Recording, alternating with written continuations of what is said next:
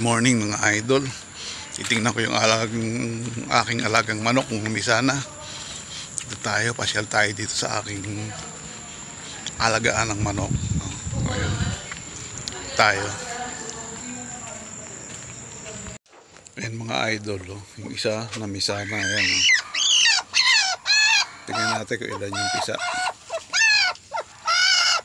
Yun, yung siso niya.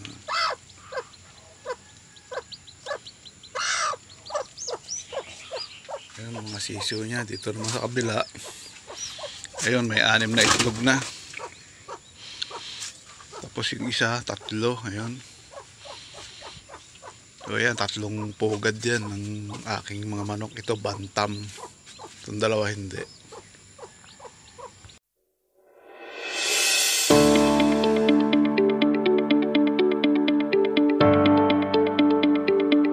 Ayan mga idol, nakikita niya yan, lalaki ng bunga.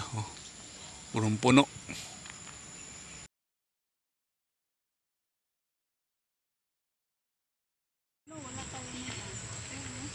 Dilaw.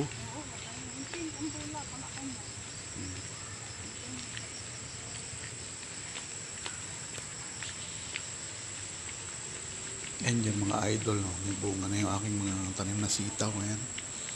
Pwede na mag-ani. Pwede na anihin yan.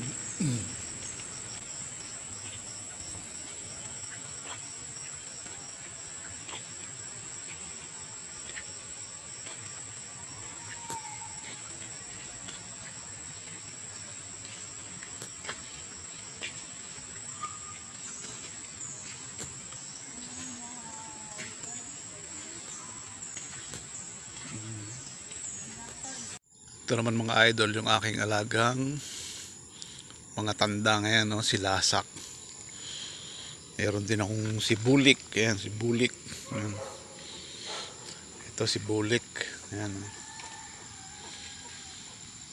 Tsaka yung mayahin na yun.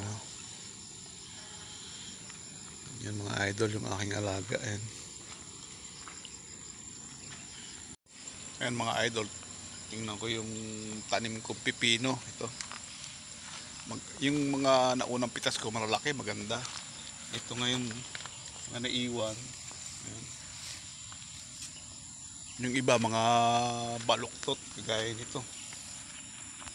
Kagaya niya maliit. Kasi wala siyang abono, hindi ko siya nilagyan. Dito naman ayan Ayan Pero pwede na to.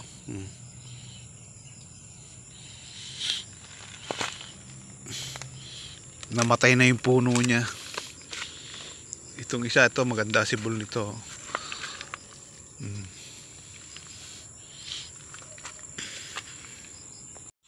Ito rin ayan, may mga bunga pa siya.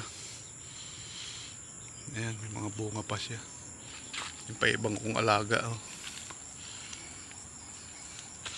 Tapos meron ding naligaw na isang ampalaya. Ayan, may naligaw. Yan ang mga aking mga kalabasa. Bulaklak lang ng bulaklak. Hindi naman tumutuloy yung bunga. Yan. Siguro wala sa panahon. Panay lang siya bulaklak. So yun lang mga idol. Good morning, good morning. Flexing my veggies lang. Yung aking mga tanim dito sa aking mini garden.